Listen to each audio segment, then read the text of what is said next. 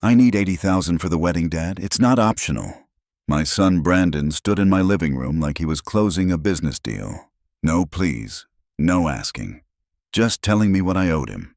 I looked at his mother's empty chair, the one she'd sat in every evening for 39 years, been gone 8 months. That's a lot of money, son. He smiled. Not warm. Calculated. You're sitting on a paid-off house worth 400 grand. You'll never spend it all anyway. What he didn't know was I'd already made a call that morning. One conversation that would change everything. Before we continue, please subscribe to the channel and write in the comments what time it is where you are now. My name's Walter, 71 years old.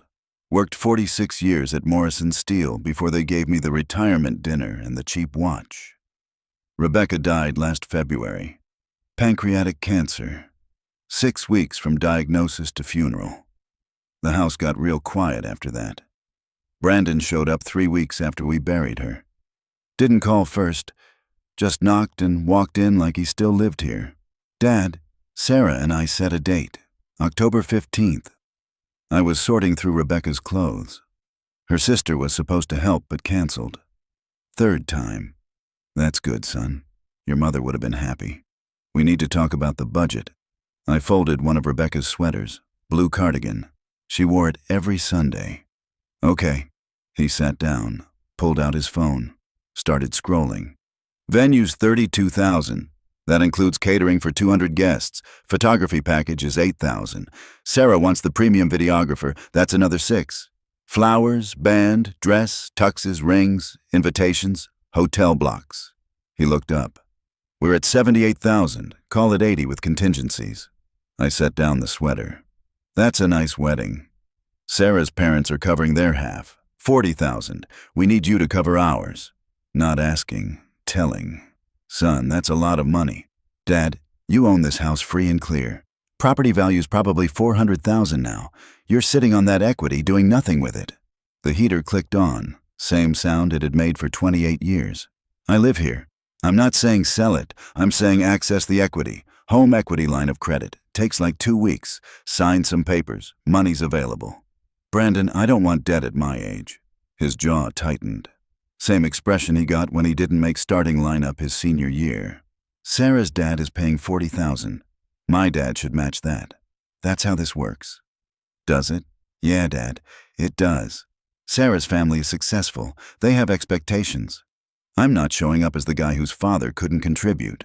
I picked up another sweater. Gray. Rebecca wore it the last Christmas we had together. Your mother and I got married at City Hall. Cost $42 for the license. Her friend took pictures with a Polaroid. That was 50 years ago. 49. Things are different now. People expect a real wedding. $80,000 is real money, son. He stood up, paced to the window, looked out at the street like he was trying to control himself. Dad, I make good money. Sarah makes good money. We're not asking you to support us. We're asking you to invest in one day, the most important day of our lives. Invest? He turned around. Poor word choice. I mean, contribute. This is family. This is what parents do. I thought about the college fund Rebecca and I had built. Started when Brandon was 2. Put away $50 every paycheck for 16 years. Gave him $48,000 when he graduated high school. He spent it on a truck and a year backpacking through Europe instead of going to college. I'll think about it. Dad, we need an answer. We have deposits to make. Venues book up fast. I said I'll think about it. He stared at me. 32 years old. When did he learn to look at me like I was an obstacle? Fine, but we need to know by next week. Sarah's parents already wrote their check. He left. Didn't help me with the clothes. Didn't ask if I needed anything. Just left. I sat there with Rebecca's sweaters in my lap. She would have known what to say.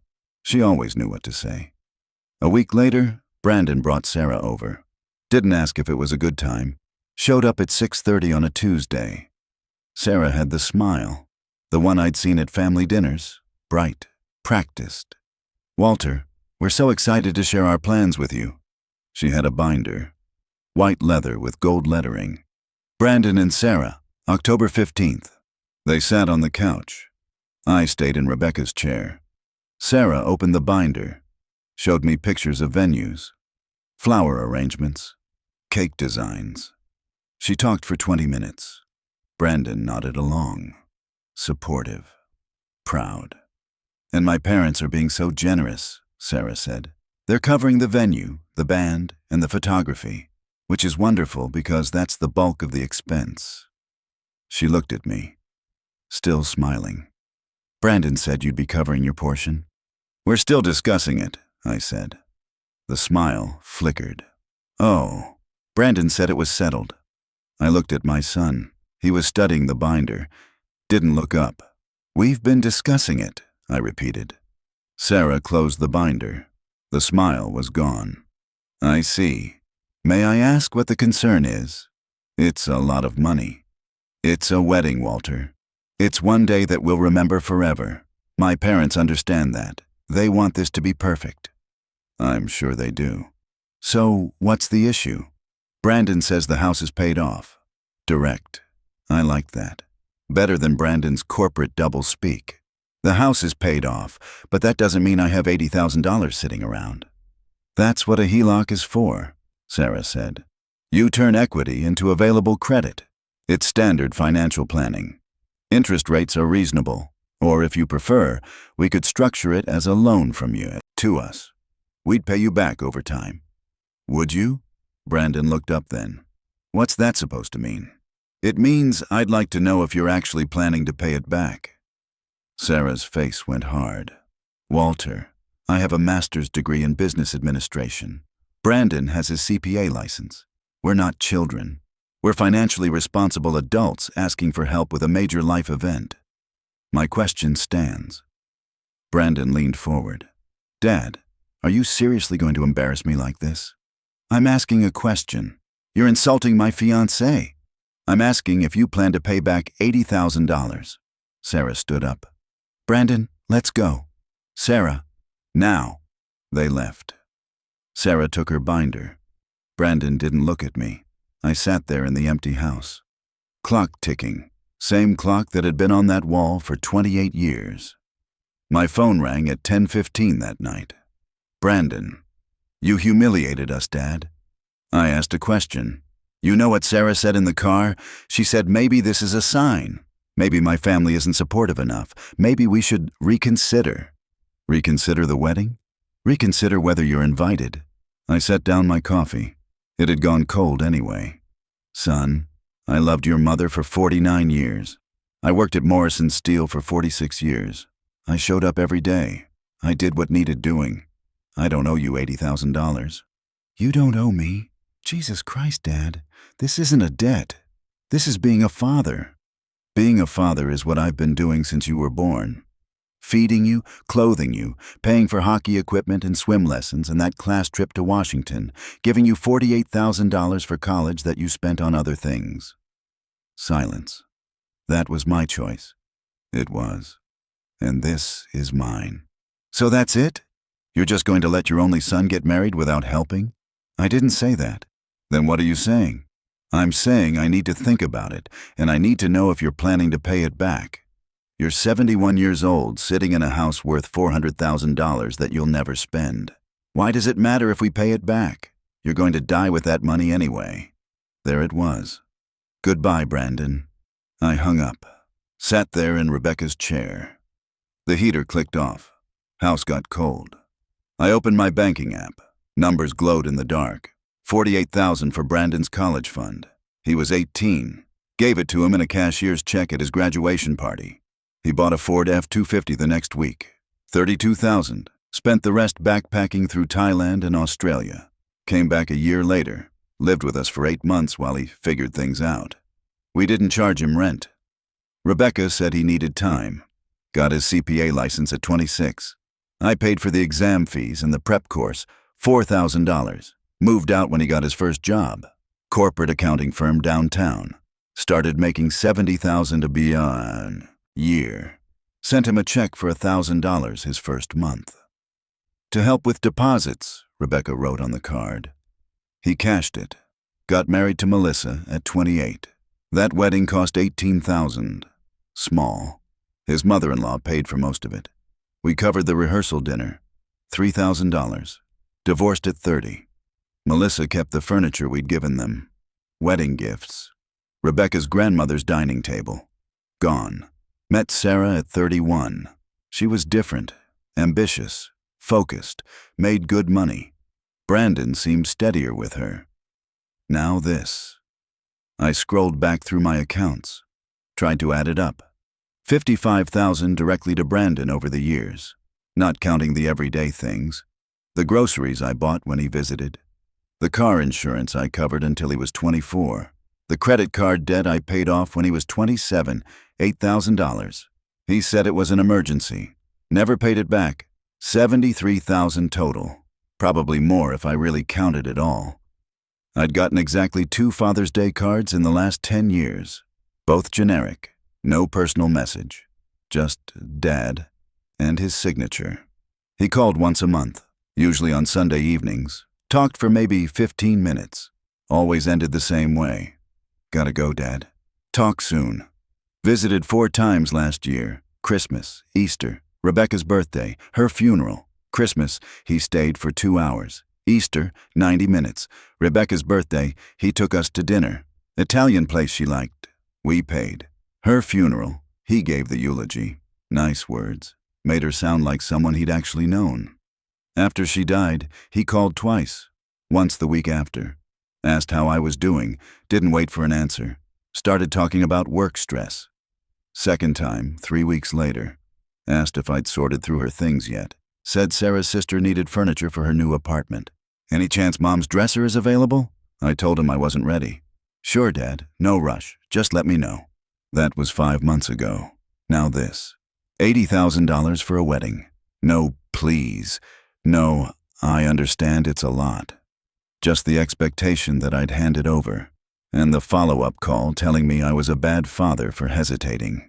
I sat there thinking about Rebecca. What she'd say. She always defended him, always found the explanation. He's busy, Walter. He has his own life. He's just stressed. Work is demanding. He loves us. He just doesn't know how to show it. Maybe she was right. Or maybe she wanted to be right so badly that she made excuses until they sounded true. I looked at my phone, thought about calling him back, saying yes, accessing the equity, being the father he expected me to be. Instead, I called Margaret Schaefer, lawyer who'd handled our estate planning 15 years back, left a message on her service. She called me at 8 the next morning. Walter, I was so sorry to hear about Rebecca. Thank you, Margaret. What can I do for you? I told her about Brandon, the wedding, the $80,000, the conversation. She was quiet for a moment. What are you thinking, Walter? I'm thinking I need some advice. Legal advice or personal advice? Both. Legally, it's your money, your house, your equity. You have no obligation. Personal advice? I can't tell you how to handle your relationship with your son. What if I give him the money? Then you give him the money. And if he doesn't pay it back? Then he doesn't pay it back. You're his father, not his bank. If you want it structured as a loan with repayment terms, we can draw up paperwork. But enforcing it against your own son, that's a different question. What would you do? Margaret sighed. My daughter asked me for $50,000 last year. Down payment on a house. I gave it to her, told her to pay it back when she could. You know how much she's paid back? How much? Nothing. But she calls me twice a week, brings my grandkids over every Sunday. Invited me to move in with them when my hip got bad. She paused. My son asked me for $20,000. Business investment. I said no. He hasn't called me in 8 months. So you're saying give him the money? I'm saying money's just money. But I'm also saying you know your son better than I do. What do you think he'll do with your generosity? I thought about Christmas, Easter, the 2 phone calls after Rebecca died. Margaret, I need to update my will. Okay, what changes? I'll come by your office. Tomorrow if you're available. I can do 11. I'll be there. I hung up, made coffee, sat at the kitchen table. The one I'd built from oak in my workshop 30 years ago. Same table where we'd celebrated Rebecca's 60th birthday. Same table where she'd sat crying the day the doctor called with her diagnosis. My phone buzzed. Brandon. Text message. Sarah's dad wants to meet you. Dinner Saturday, 7 p.m. at the Wellington. Jacket required. Not a question, not an invitation, an instruction. I typed back, I'll be there. Saturday came. I put on my good jacket. Navy blue. Rebecca bought it for me 10 years ago. Still fit. The Wellington was downtown. Valet parking. White tablecloths. Prices not listed on the menu. Brandon and Sarah were already there. So were Sarah's parents, Richard and Patricia Westfield. He wore a suit that probably cost more than my mortgage used to. She had pearls. Real ones. Richard stood when I approached. Firm handshake. Appraising eyes. Walter, good to finally meet you. I've heard a lot about you. I doubted that. We sat, ordered. Richard ordered wine without looking at the price.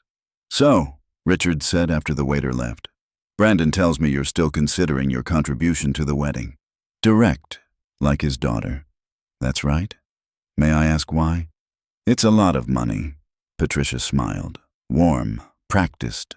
We thought the same thing at first, but then we realized this is the only time Sarah will get married. We want it. To be perfect. No regrets. That's nice, I said.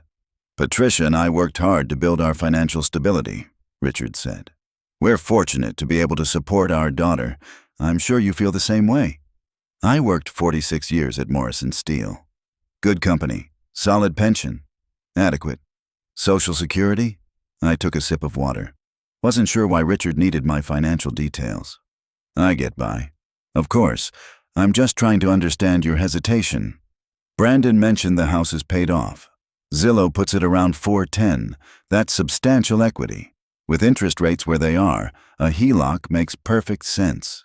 You could access $80,000 at maybe 5.5%. Payment would be what, $450 a month? Easily manageable on a pension. He'd done the math. And, Patricia added, we'd be family. Sarah and Brandon have such a bright future. This wedding is really an investment in their happiness. The appetizers arrived. Some kind of scallops. Small. Walter, Richard said, I'm going to be frank with you. Sarah is our only daughter. This wedding matters to us. We're investing in it because we believe in it. We need to know that Brandon's family is equally invested. Equally invested? Yes. Patricia and I are covering $40,000.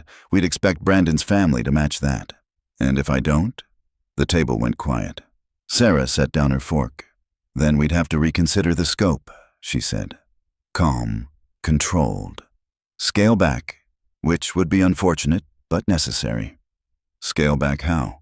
Smaller venue, fewer guests, less expensive options. Would that be so bad? Richard leaned back. His expression didn't change, but something in his eyes did. Walter, let me ask you something. What kind of relationship do you want with your son going forward? I'd like a good one. Then I'd suggest you think carefully about how you handle this. Sarah is Brandon's future, his wife, the mother of his future children, your grandchildren. Relationships matter. Family matters. Sometimes we make financial decisions based on more than just the numbers. It was a threat. Polite. Dressed up in concern. But a threat. I cut my scallop. Took a bite. It was good. I appreciate your perspective, Richard. So you'll do it? I'll think about it. Patricia's smile tightened. Walter, we need to finalize contracts this week. Deposits are due. We can't hold venues indefinitely. I understand. Do you? Sarah asked. Sharp. The polish was cracking. Because from where I'm sitting, it seems like you're deliberately stalling. My parents wrote their check 3 weeks ago. We should be planning a wedding, not debating whether your father wants to participate. Brandon reached for her hand. Sarah. She pulled away. No, Brandon. Your dad is sitting here eating $40 scallops that my father is paying for, acting like $80,000 is some impossible burden. Meanwhile, you live alone in a 4-bedroom house you'll never fill, sitting on equity you'll never use. She looked at me. What exactly are you saving it for? The table was silent. Couple at the next table glanced over. I set down my fork, wiped my mouth with the napkin. Sarah, you're right. I'm 71 years old. I live alone in a house my wife and I bought in 1976. I'll probably die there. The equity will go to Brandon eventually. But here's what you need to understand. My wife died 8 months ago. Before that, she was sick for 6 weeks. Terrible weeks. Watching someone you love disappear piece by piece. I held her hand when she died, in our bedroom, the room we'd shared for 49 years. Since then, I've been alone in that house, sorting through her things, trying to figure out how to keep going. And in those 8 months, my son has called me twice, visited once, at the funeral, which he left early because he had somewhere to be. Brandon's face went red. Dad, that's not fair. I'm not finished. You came to me 3 weeks after we buried your mother and told me, not asked, told me, that I needed to access my home equity to fund your wedding. You brought your fiancée to convince me. You had her father interrogate me about my finances. And now you're sitting here at a dinner I didn't want to attend, being told that if I don't pay, I'll damage my relationship with my son. I looked at Richard. I don't respond well to threats. Richard's jaw tightened. That wasn't a threat, Walter. Wasn't it? I stood up, took out my wallet, put $200 bills on the table. That should cover my portion of dinner. I walked out. Nobody followed me. I drove home, hands steady. That surprised me. Inside, the house was dark. I didn't turn on the lights. Just sat in Rebecca's chair. My phone rang 30 minutes later. Brandon, I answered. Dad, what the hell was that? That was me leaving. You humiliated me. Again, in front of Sarah's family. I answered their questions. You made it sound like I'm some terrible son who abandoned you. Did I? You know Sarah's dad is a partner at Weston Capital, right? He manages $4 billion. He has connections everywhere, and you just insulted him at dinner. I didn't insult him. I disagreed with him. Same thing in his world, Dad. Jesus, do you know how hard I've worked to impress these people? Sarah's family has money, real money. They have expectations. And my dad shows up wearing a 10-year-old jacket, talking about how lonely he is. Your mother bought me this jacket. I don't care about the jacket. I care that you're sabotaging my future by not giving you $80,000. Yes, by being selfish and stubborn and acting like this is some huge sacrifice. It's equity, Dad. It's just sitting there. You're never going to use it, but I need it now. For my life. My future. I looked at the wall. The picture's there. Brandon at 6, missing his front teeth. Brandon at 12, hockey uniform. Brandon at 18, graduation. Rebecca next to him, smiling, proud. Son, I'm going to tell you something, and I want you to listen. Really listen. I'm listening. When your mother was dying, she made me promise something. She said, Walter, don't let him walk on you. I asked her what she meant. She said, Brandon takes. He's always taken, and you've always given. That's fine when I'm here to balance it. But when I'm gone, you need to protect yourself. I told her she was wrong, that you'd be there for me. She just looked at me, didn't argue, just looked at me with those eyes, the ones that said she knew something I didn't. Silence on the line. Dad, I'm not finished. You called me twice after she died, twice in 8 months. First time, you talked about work stress for 20 minutes. Didn't ask how I was sleeping or if I needed help with anything. Just talked about your problems. Second time, you asked if you could have your mother's dresser for Sarah's sister. That's it. That's what I got from my son. And now you want $80,000, and you're angry that I won't just hand it over. That's not fair, Dad. I've been busy. Work has been insane. Sarah and I are planning a wedding. I can't drop everything. I never asked you to drop everything. I asked you to call, to visit, to give a damn. I do give a damn. Then prove it. How? Pay me back. What? If I give you the $80,000, you pay me back. 5 years, $16,000 a year. We'll sign papers, make it legal. Long silence. You're joking. I'm not. Dad, that's insane. You're going to charge your own son interest? No interest, just repayment. $16,000 a year. You and Sarah both make good money. You said so yourself. You're financially responsible adults. You're actually serious. Completely. And if I say no, then I say no. So you're ransoming your relationship with me over money. No, son. You did that when you told me I owed you $80,000. I'm just asking you to back up your promises with action. He hung up. I sat there in the dark, clock ticking, heater clicking on. Same sounds the house had made for decades. My phone buzzed an hour later. Text from Brandon. Fine. Drop the papers. But don't expect me to forget this. I called Margaret the next morning. He agreed? Yes. And you're sure you want to do this? I'm sure. Walter, enforcing a promissory note against your own son, I know. It'll destroy the relationship. Margaret, the relationship is already destroyed. I'm just making it official. She was quiet for a moment. I'll have papers ready by Wednesday. Wednesday came. I drove to Margaret's office, signed the documents. Promissory note, $80,000. Repayment schedule, 5 years, $16,000 annually. No interest. Margaret notarized everything, made copies. He needs to sign too, she said. He will. Walter, I have to ask, what's your endgame here? My endgame is knowing where I stand.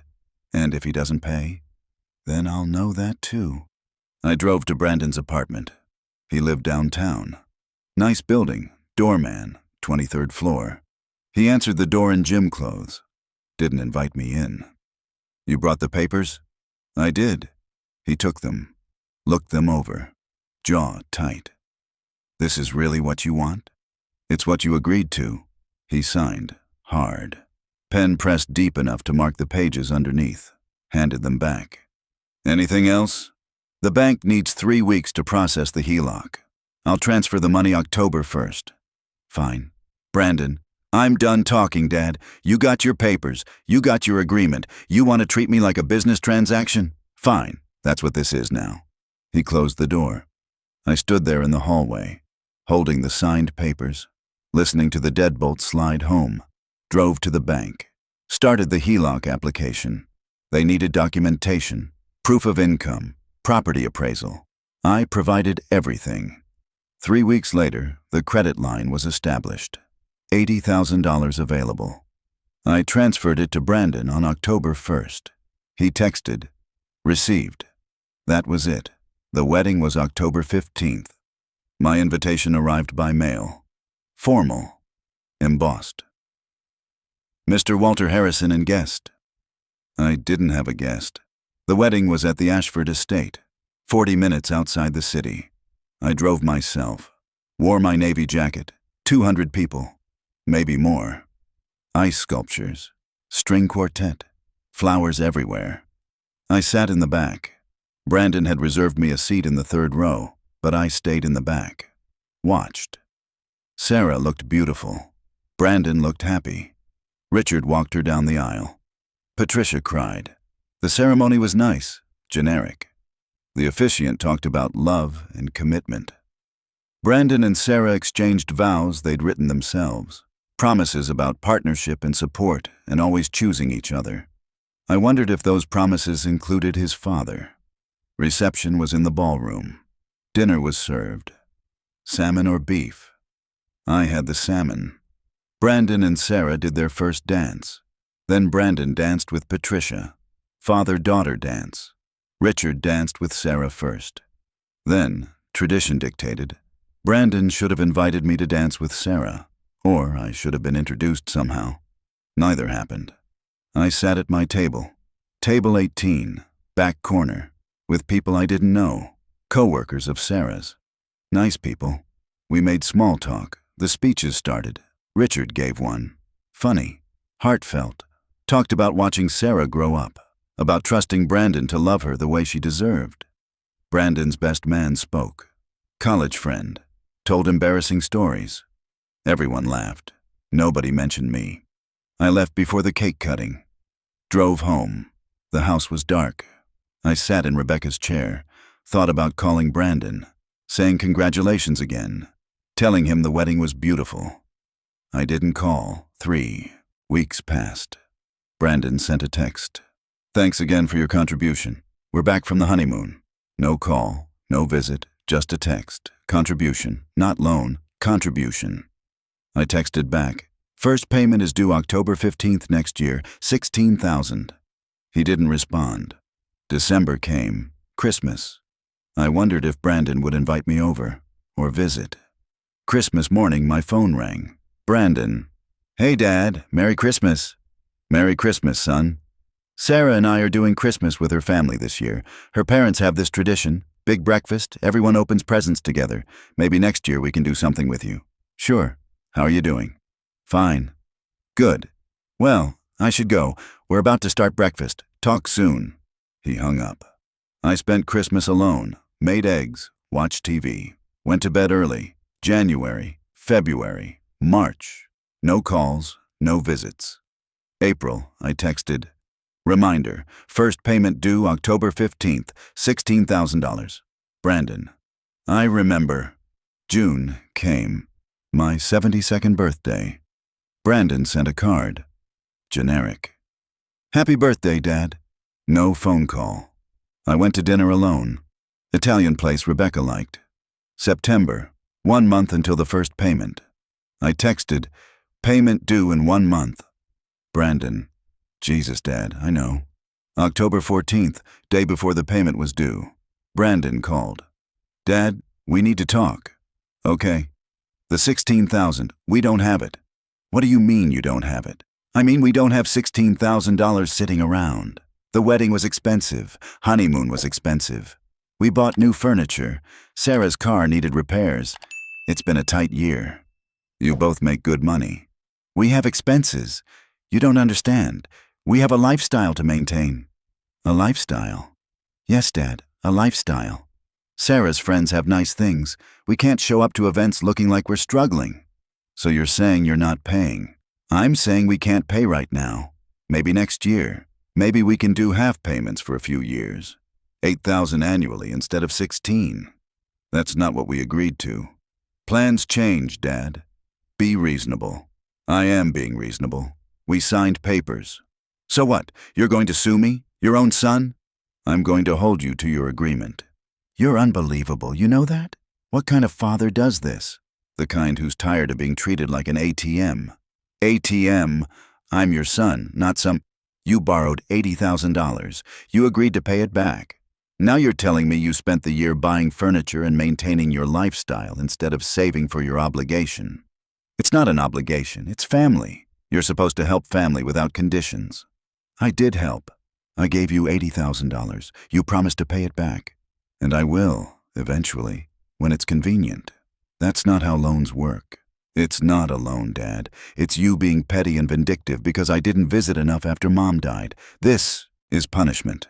No, son, this is a consequence. He hung up. October 15th came and went. No payment. I called Margaret. He didn't pay? No. What do you want to do? What are my options? Legally, you can demand payment. Take him to court if necessary. Garnish wages. But Walter, this is your son. I'm aware. If you do this, there's no going back.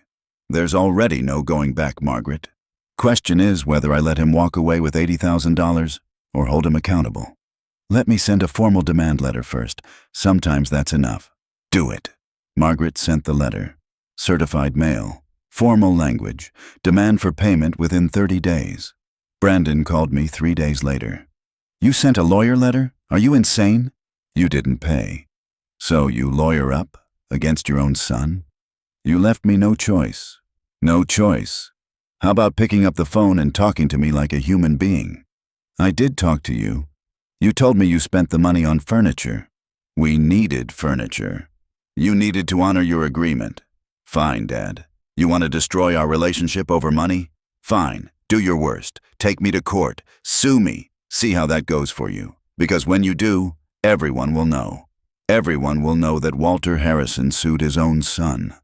Demanded repayment for his only child's wedding. You think I look bad? Wait until people hear your side. I'm not afraid of the truth, Brandon. Neither am I. And the truth is, you're a bitter old man who can't stand that I have a life that doesn't revolve around you. He hung up. 30 days passed. No payment. Margaret filed papers. Small claims court. Maximum claim was $10,000. We filed for the first installment plus court costs. Brandon was served at his office. I know because he called me immediately. You actually did it. You actually sued me. You didn't pay. I'll never forgive you for this, Dad. Never. You just made sure I'll never speak to you again. You weren't speaking to me anyway. I was trying, Dad. I was busy. I have a life, but I was trying. And this is what I get? Legal action? What you get is accountability. Go to hell. He hung up. Court date was set for January 12th. I showed up in my Navy jacket. Brandon showed up in a suit. Sarah was with him. So was a lawyer. Brandon brought a lawyer to small claims court. The judge was a woman, late 50s, patient eyes. She reviewed the documents, the promissory note, the payment schedule, the demand letter. Mr. Harrison, she said to Brandon, you signed this agreement? Yes, Your Honor.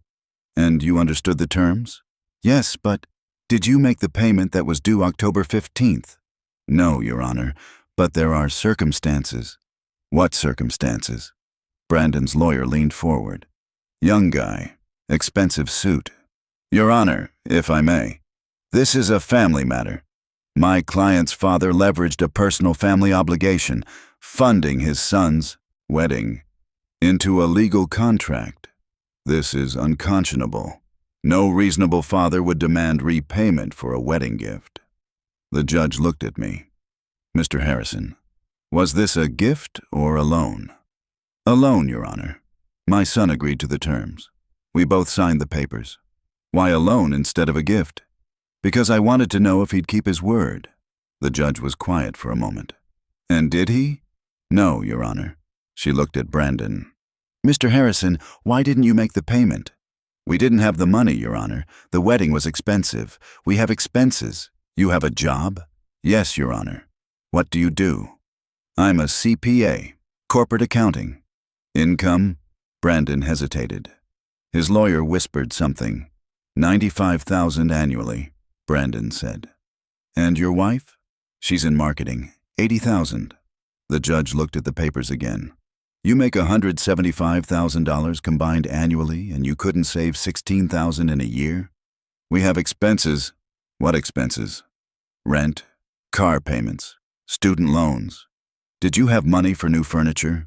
Brandon's face went red. How did you? Your father mentioned it in his filing. Did you buy furniture this year? Yes, but did you go on a honeymoon? Yes. Where? Italy. How long? 2 weeks. How much did that cost? Brandon looked at his lawyer. The lawyer shook his head slightly. Approximately $12,000, Brandon said quietly. The judge set down her pen. So you spent $12,000 on a honeymoon but couldn't pay $16,000 to your father as agreed. It was our honeymoon. We deserve is an interesting word, Mr. Harrison. You signed a legal contract. Contracts aren't about what you deserve. They're about what you agreed to. Did you agree to pay your father $16,000 annually for 5 years? Yes, but then you owe him $16,000. The lawyer tried again. Your Honor, if I may. You may not. Judgment for the plaintiff, $16,000 plus court costs, payment due within 30 days. The gavel came down. Brandon stood up, stared at me. Happy now, Dad? I didn't answer. He walked out. Sarah followed. Didn't look at me. In the parking lot, Brandon was waiting by my car. You got your judgment. You happy? You got your money and you lost your son. I lost my son a long time ago, Brandon. Today I just made it official. You know what Mom would say if she could see this? She'd say I told you so. What? Your mother warned me before she died. She told me you'd do this. She told me you'd take and never give back. I didn't believe her. I wanted to believe you'd be different, that when it mattered you'd show up. But she was right. Brandon's face twisted. Don't you dare put this on Mom. I'm not. I'm putting it on you. You made choices. You chose furniture over your word. You chose a honeymoon over your obligation. You chose to treat me like a resource instead of a person. Those were your choices. I was going to pay you back. When? Eventually. That's not an answer. It's the only answer you're getting. He got in his car, drove away. I stood there in the parking lot. Cold wind. January in Minnesota. 30 days later, the payment came. Electronic transfer. $16,000. No message. I put it in a separate account. Didn't touch it. February, March, April. No word from Brandon. May, I got a phone call. Unknown number. Is this Walter Harrison? Yes. This is Linda Marsh. I'm a social worker with Dakota County Adult Protection Services. We received a report of concern about you. My chest tightened. What kind of report? A family member expressed worry about your mental state. Said you've been making irrational financial decisions, possibly showing signs of cognitive decline. Who filed the report? I can't disclose that, but I'd like to come by and do a wellness check. Make sure you're safe. I'm fine. I'm sure you are, but the report requires a follow-up. Are you available tomorrow? What time? 10 a.m.? I'll be here. She came the next day. Nice woman. Early 40s, clipboard, concerned expression. Asked me questions. Do you know what day it is? Who's the president? Can you count backward from 100 by sevens? I answered everything. She looked around the house, clean, organized, bills paid. Mr. Harrison, can I ask about the legal action you took against your son? There it was. He borrowed money, didn't pay it back. I took him to court. That's the irrational decision your family member referenced. Is it irrational to expect repayment of a loan? The family member suggested this was wedding funding. Usually that's considered a gift. It was a loan. We signed papers. He agreed to the terms. And you took him to court when he didn't pay? Yes. That's unusual. Is it illegal? No, but it's unusual for a parent to sue their child. It's also unusual for a child to break a legal contract with their parent. She made notes. Mr. Harrison, I don't see any signs of cognitive decline. Your house is well maintained. Your bills are current. You're articulate and oriented. I'll be closing this case as unfounded. Thank you. But I will say, as someone who's worked with seniors for 15 years, family conflict is one of the biggest stressors. It might be worth considering whether the money is worth the relationship. The relationship was already gone. The money is just proof. She left. I called Margaret. He filed an APS report? Apparently.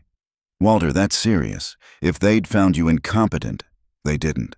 But they could have. And then he could have pursued guardianship, taken control of your finances, your house, everything. But they didn't find me incompetent. This time. Walter, he's escalating. First the lawyer. Now this. What's next? I don't know. You need to protect yourself. How? Update your estate plan. Make sure your will is ironclad. Consider a trust, and maybe get a formal cognitive evaluation. Independent, professional. So if he tries this again, you have documentation. I did all of it. Updated the will. Established a revocable trust. Got the cognitive evaluation from a neuropsychologist. Score, 96th percentile for my age. Dr. Chen said my cognition was excellent. I kept copies of everything in a safe deposit box. More copies with Margaret. October came. Second payment due. October 14th, Brandon called. I'm not paying. Why not? Because you dragged me to court. Because you reported me to... Wait, you didn't report me. I reported you, but you know what I mean. This whole thing is toxic, Dad. I'm done. You signed a contract. Sue me again. I don't care. You already destroyed our relationship. What else can you do? He hung up. I called Margaret. He's refusing to pay. Same process as before? Yes. We filed again. January court date. This time, Brandon didn't show up. Neither did his lawyer. Default judgment. $16,000 plus court costs. I got a check 6 weeks later from a collection agency. Brandon hadn't paid. They'd garnished his wages. March, I got a letter. From Sarah. Handwritten. Walter, I don't know if you care, but Brandon is miserable. He's embarrassed at work because of the garnishment. His boss asked him about it. He had to explain that his father sued him. He's seeing a therapist. He has anxiety. He can't sleep. This is destroying him. And for what? Money you don't even need? You're killing your son over your pride. If Rebecca could see this, she'd be ashamed. Please stop. Please just forgive the debt and let us move on. We'll pay you back when we can. I promise. Sarah. I read it 3 times. Thought about responding. Didn't. April, May, June. July. My phone rang. Unknown number. Dad? Brandon. He sounded tired. Yes. I need to tell you something. Okay. Sarah's pregnant. My chest tightened. Congratulations. Due in February. It's a boy. That's wonderful, son. Silence. I thought you should know. Thank you for telling me.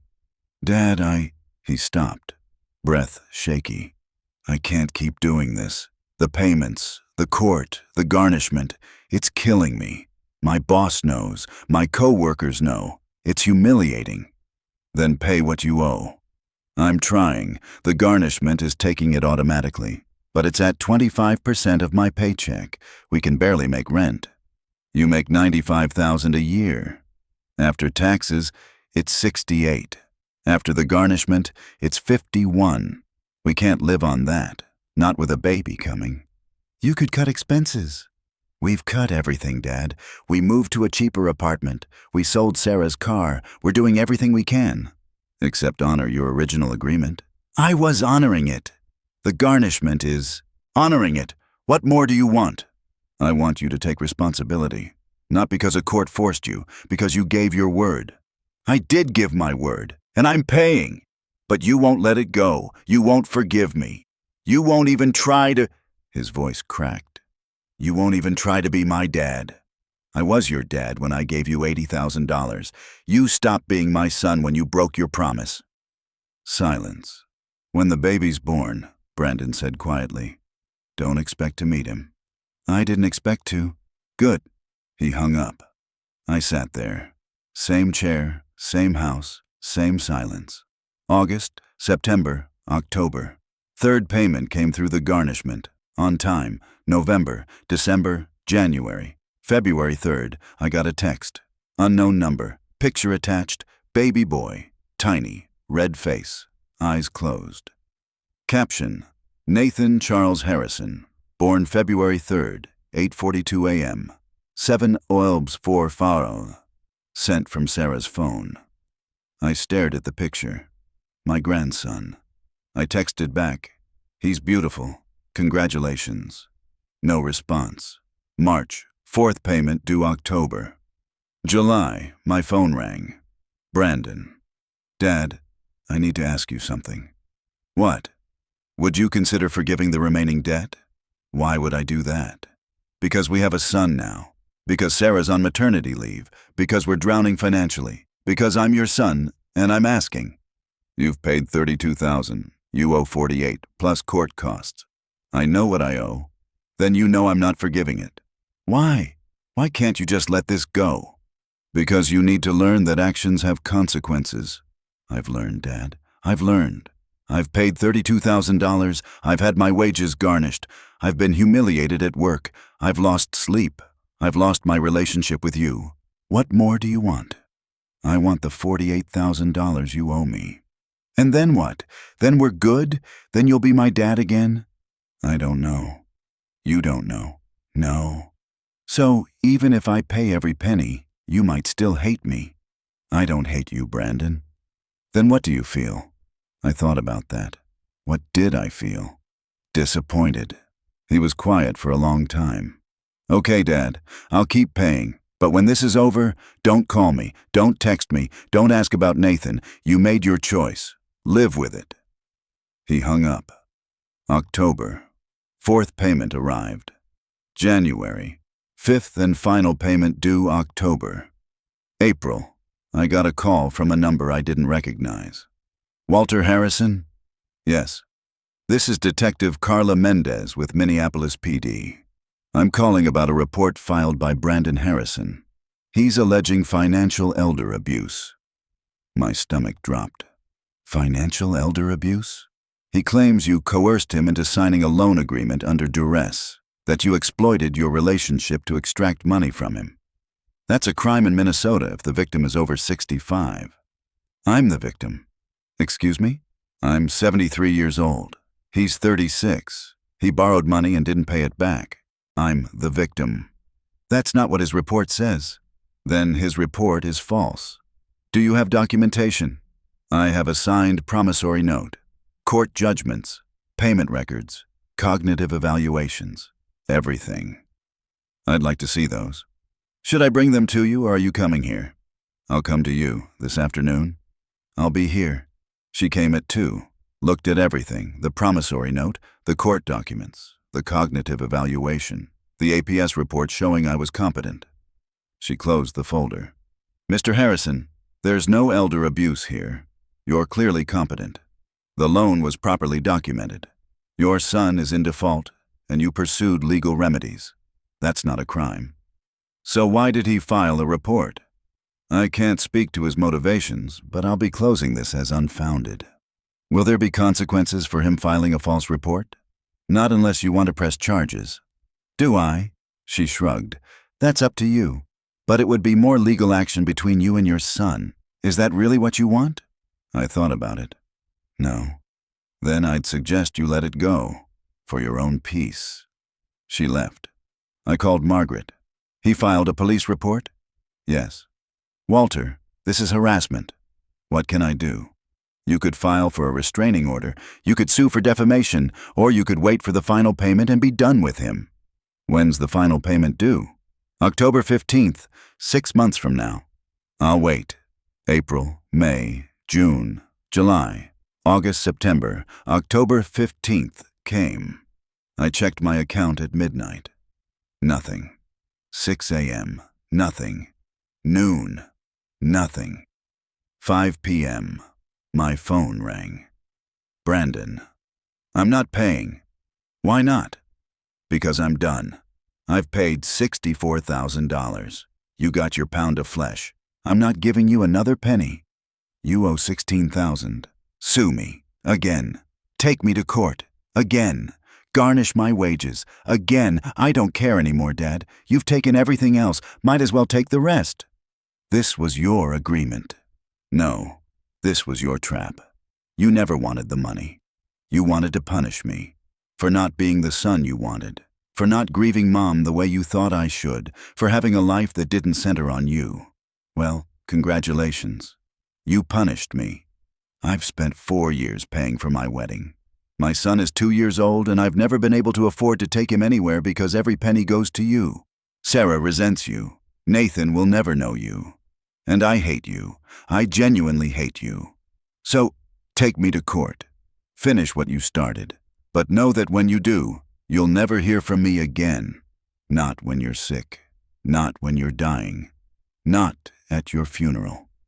You'll die alone in that house, surrounded by your money and your pride, and nobody will care. He hung up. I sat there, same chair Rebecca used to sit in. Called Margaret. He's not paying? No. Same process? I looked around the house. Empty. Quiet. No. No. I'm done, Margaret. You're forgiving the debt? I'm letting it go. Walter, you've spent 4 years on this. I know. You've gotten $64,000 back. Only 16 to go. I know. So why stop now? Because he's right. About what? I'll die alone in this house, and nobody will care. Margaret was quiet. Walter, thank you for your help, Margaret. Send me a final bill. I hung up. Sat there, clock ticking. My phone buzzed. Text from Sarah.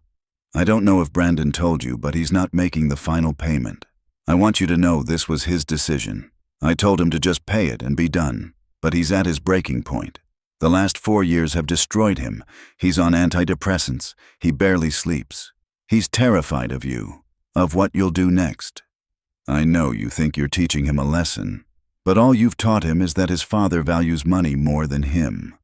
Nathan asks about his grandpa sometimes. The other grandpa. My dad. He doesn't know you exist. That's your choice. You could have been part of his life. You chose this instead. I hope it was worth it. I read it twice. Thought about responding. What would I say? I set down the phone. November came. December. Christmas morning, I sat alone. Made eggs. Watched TV. My phone rang. Unknown number. I answered. Grandpa? Child's voice. Small. Maybe 3 years old. Hello? Grandpa, it's me. Nathan. My throat tightened. Nathan? Mommy said I could call you. She said you're my other grandpa. I am. How come I never see you? Well, Nathan, that's complicated. Daddy says you're mean. Does he? Are you mean? I don't think so, but maybe I am. Do you have toys at your house? No toys, buddy. I'm sorry. Oh, that's okay. Mommy says Santa might bring me a truck. That's nice. Grandpa, do you love me? I closed my eyes. Yes, Nathan, I love you. Then how come you don't visit? Because your daddy and I had a disagreement. About what? About grown-up things. Daddy says you're mad at him. I was. Are you still mad? I don't know. Mommy says being mad makes you sad. Your mommy's smart. Grandpa, I have to go. Daddy says it's present time. Okay, Nathan. Will I see you sometime? Maybe. Okay. Bye, Grandpa. Bye, Nathan. He hung up. I sat there holding the phone. January, February, March 14th, 3 a.m., phone ringing. I answered, groggy. Dad? Brandon. Voice shaking. What's wrong? It's Nathan. He's in the hospital. Fever of 104. They think it's meningitis. They're running tests. Dad, I'm scared. I sat up. Where are you? Hennepin County Medical Center, Pediatric ICU. I'm coming. I got dressed, drove. Hospital parking lot at 4 a.m., nearly empty. Found the pediatric ICU. Gave Nathan's name. Nurse led me back. Brandon was in the waiting room. Sarah next to him. Both looked wrecked. Brandon saw me. Stood up. Dad, how is he? They don't know yet. They did a spinal tap. Waiting for results. I sat down. They sat down. We waited. 5 a.m., doctor came out. Mr. and Mrs. Harrison? They stood. Nathan's stable. The fever's coming down. Test results show viral meningitis, not bacterial. He's going to be okay.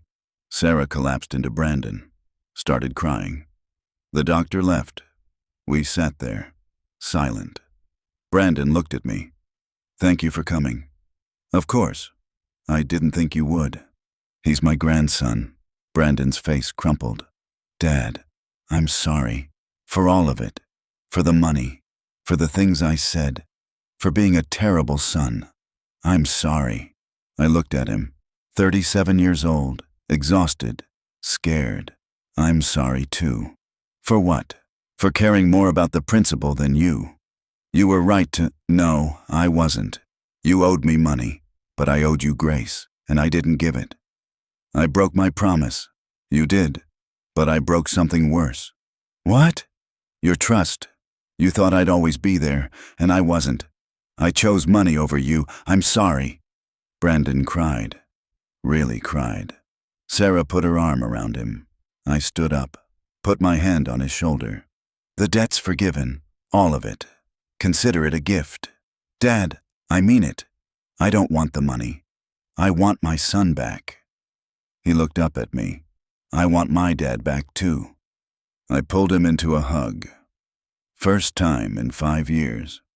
We stood there in the hospital waiting room, holding each other. 7 a.m. They let us see Nathan. He was asleep. IV in his tiny arm. I stood next to the bed. Looked at him. He looks like you did, I told Brandon. When you were 3. Really? Same nose, same chin. Brandon smiled. Tired, real. Dad, would you want to come over sometime, for dinner, when Nathan's better? I'd like that. We're still in the same apartment, the cheap one. It's small, but we have a table. That's all you need. 2 weeks later, I went to dinner, brought flowers for Sarah, toy truck for Nathan. Nathan opened the door. "Grandpa!" He hugged my legs. Inside, the apartment was small, clean. Toys in the corner, pictures on the walls. We ate spaghetti. Nathan sat next to me, told me about preschool, about his friend Marcus, about the truck he got for Christmas. After dinner, Brandon and I did dishes. "Dad, I need to tell you something." "Okay. I've been seeing a therapist, working through stuff, about Mom, about us, about money." "That's good. She helped me understand something. I was angry at you for holding me accountable, but really, I was angry at myself for needing you to. You were young. You made mistakes. I'm 37, Dad. That's not young. I made choices, bad ones, and instead of owning them, I blamed you. We both made mistakes. Yeah, but I made them first. We finished the dishes. Dad, I can't pay back the $16,000. Not now, maybe not ever, but I want you to know I remember, and if I ever can, I will. Brandon, I told you, it's forgiven. I know, but it matters to me. That you know I would if I could. I know. We went back to the living room. Nathan showed me his blocks. We built a tower. He knocked it down. Laughed. I stayed until 8. Helped put Nathan to bed. He hugged me. Will you come back, Grandpa? If you want me to. I want you to. Then I will. I left. Drove home. House was still empty. Still quiet, but different. April, May, June. I went to dinner every Sunday. Sometimes I brought groceries. Sometimes just myself. Nathan started calling me every Wednesday. Short calls. 5 minutes. Told me about his day. July, Brandon called. Dad, Nathan's birthday is next month. He wants you to come to his party. I'll be there. The party was at a park. Small. Nathan's friends. Sarah's family. Richard was there. Patricia. They were polite. Nathan opened presents. Mine was the truck. Big red one. He loved it. After the party, Brandon walked me to my car. Dad, thank you. For what? For showing up. That's what family does. Yeah, he smiled. It is.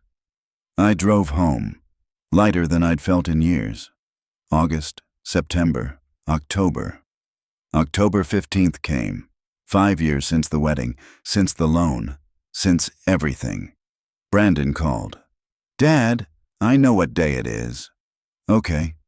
I wanted to tell you something. I got a bonus at work. $15,000. I want to give it to you. Brandon, no. I want to. It's not the whole debt, but it's close. I want you to have it. I told you it's forgiven. I know, but I'm not forgiving myself. Let me do this. I thought about it. Okay. Really? Really. But on one condition. What? Put it in a college fund for Nathan instead. Dad, I'm serious. I don't need the money. He'll need college. Put it in a 529. Let it grow. Brandon was quiet. Okay, Dad. I'll do that. Good. Dad? Yeah. I love you. I love you too, son. November came. Thanksgiving. Brandon invited me over. Sarah cooked. Turkey, stuffing, everything. We sat around their small table. Nathan between us. We held hands. Said grace. I looked around the table. My son, his wife, their boy, my family. And I was grateful. If you like this story, please like it, subscribe to the channel, and share your impressions in the comments. To listen to more stories, click on the window on the right. Thank you for being with us.